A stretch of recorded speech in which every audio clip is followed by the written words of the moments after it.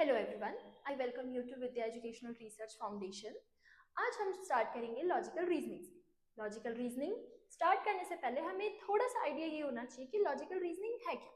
Logical reasoning का basically मतलब होता है कि हम किसी भी प्रॉब्लम का सोल्यूशन फाइंड आउट करें अपने लॉजिक्स का यूज करके। ठीक है, अब लॉजिकल रीजनिंग पढ़ने से पहले हमें इतना आइडिया होना चाहिए कि हम इसमें क्या क्या यूज करेंगे और क्या क्या हमें इसमें यूज नहीं करना। अच्छा, बहुत लॉजिकल रीजनिंग में हमारा एक होता है इंडियन लॉजिक, एक होता है वेस्टर्न लॉजिक, वो बहुत आगे का टॉपिक है। बट फिलहाल हमें बेसिक्स में ये पता होना चाहिए कि हम इसमें स्टेटमेंट या प्रोपोजिशंस का यूज करते हैं और नॉन स्टेटमेंट वाली सेंटेंसेस को हम यूज नहीं करते। अब इन दोनों में डिफरेंस क्या है? अगर मैं स्टेटमेंट वाली सेंटेंसेस की बात करूं तो ऐसी सेंटेंसेस जिसमें एक ट्रूथ वैल्यू हो। अब ये ट्रूथ वैल्यू क्या है? ट्रूथ वैल्यू का मतलब होता है, जैसे मैंने बोला कि मैं कल मार्केट गई, हो सकता है मैं सही बोल रही हूँ, हो सकता है मैं झूठ भी बोल रही हूँ, तो इसमें झूठ और सच का कोई कॉन्सेप्ट है। लेकिन मैंने बोला क्या कल मैं मार्केट गई थी, इसमें तो झूठ और सच का कोई कॉन्सेप्ट ही नहीं है, क्योंकि यहाँ पे मैंने एक क्वेश्चन पूछ लिया। तो जो ऐसे इंटरोगेटिव या एक्सक्लेमेटरी सेंटेंसेस होती हैं वो हमारी नॉन स्टेटमेंट्स होती हैं और उनका यूज हम लॉजिकल रीजनिंग में नहीं करते। ठीक है, अब अगर हम लॉजिकल रीजनिंग की बात करते हैं तो हमें एक और चीज के बारे में पता होना चाहिए जिसका मतलब होता है आर्ग्यूमेंट। अब आर्ग्यूमेंट को हिंदी में हम बोलते हैं तर्क। तर्क का मतलब होता है कि हम अपने पॉइंट को सही तरीके से कैसे प्रूफ कर रहे हैं, वो हम आर्ग्यूमेंट के वे से करते हैं। आर्ग्यूमेंट में जाने से पहले हमें ये पता होना चाहिए दो टर्म जिसको हम बोलते हैं असर्शन और रीजन।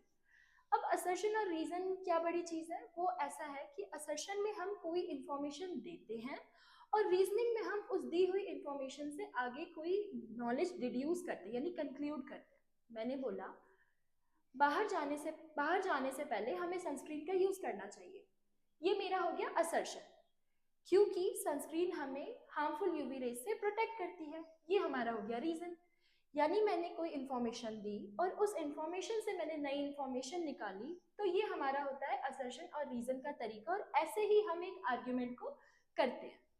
ठीक है, अब आर्ग्यूमेंट में तो बहुत सारे प्रोपोजिशंस, बहुत सारे स्टेटमेंट्स आ जाएंगी, लेकिन हमारे काम का क्या है? हमारे काम का है कैटेगोरिकल प्रोपोजिशन। अब कैटेगोरिकल प्रोपोजिशन क्या है? जब हम किसी भी सेंटेंस को, किसी भी स्टेटमेंट को इस फॉर्म में देखते हैं तो वो हमारा कैटेगोरिकल प्रोपोजिशन हो जाता है। यानी कि अगर हमने देखा सबसे पहले क्वांटिटी आई, फिर आया हमारा सब्जेक्ट, फिर आई क्वालिटी और फिर आया प्रेडिकेट, तो वो होता है हमारा कैटेगोरिकल प्रोपोजिशन।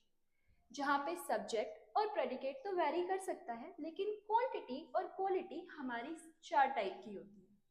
ठीक है, अब अगर ये चार टाइप की क्वांटिटी और क्वालिटी है तो उससे मिला के हमारे चार टाइप के कैटेगोरिकल प्रोपोजिशंस भी होंगे। पहले हम क्वांटिटी और क्वालिटी के बारे में देख लेते हैं।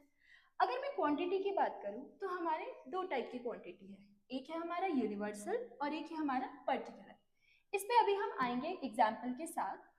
मैं पहले क्वालिटी के बारे में बताती हूँ। हमारे दो टाइप की क्वालिटी भी होती है, एक होती है पॉजिटिव क्वालिटी यानी अफर्मेटिव, और एक होती है नेगेटिव क्वालिटी। एक एग्जाम्पल से समझते हैं, समझ आ जाएगा।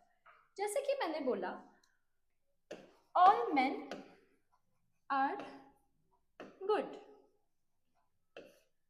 यहां मैंने देखा कि मैंने सारे यानी कि यूनिवर्सल क्वांटिटी की बात करी, यानी मैंने सारे लोगों के बारे में बात करी, तो ऑल मेरा यहाँ क्या हो गया? यूनिवर्सल हो गया। क्योंकि मैंने बोला ऑल मेन आर गुड, तो मैंने सारे लोगों के लिए एक पॉजिटिव स्टेटमेंट पास करी, यानी कि मैंने क्वांटिटी कैसी यूज करी? Positive, affirmative. और इसी तरीके से हमारे बाकी के भी एग्जाम्पल्स होते हैं। जैसे अगर मैं बोलूँ पर्टिकुलर में तो सम मैन आर गुड, अगर इसको मैं नेगेटिव कर दूं तो ये हो जाएगा मेरा सम मैन आर नॉट गुड। तो ऐसे करके हम ऐसे स्टेटमेंट्स लिखते हैं। अगर मैं टाइप की बात करूं तो कैटेगोरिकल प्रोपोजिशन हमारे चार टाइप का है, AEIO। ये बहुत इंपॉर्टेंट है क्योंकि इससे हमारे बहुत सारे डायरेक्ट क्वेश्चंस आ जाते हैं पेपर में। जो ए है हमारा, वो है हमारा यूनिवर्सल अफर्मेटिव, यानी कि इसमें हम सारे लोगों को इंक्लूड करेंगे और उनकी पॉजिटिव चीज को हाईलाइट करेंगे। अगर मैं ई की बात करूं तो ये है यूनिवर्सल नेगेटिव, यानी मैं सारे लोगों को इंक्लूड कर रही हूँ और उनकी नेगेटिव चीजों को हाईलाइट कर रही हूँ। अगर मैं आई की बात करूं तो यहाँ है मेरा पर्टिकुलर अफर्मेटिव, यानी मैं सम यानी कुछ लोगों की पॉजिटिव चीजों के बारे में बात करूंगी, और अगर मैं ओ की बात करूँ तो यहाँ पे मैं कुछ यानी सम की नेगेटिव चीज़ों के बारे में बात करूँगी।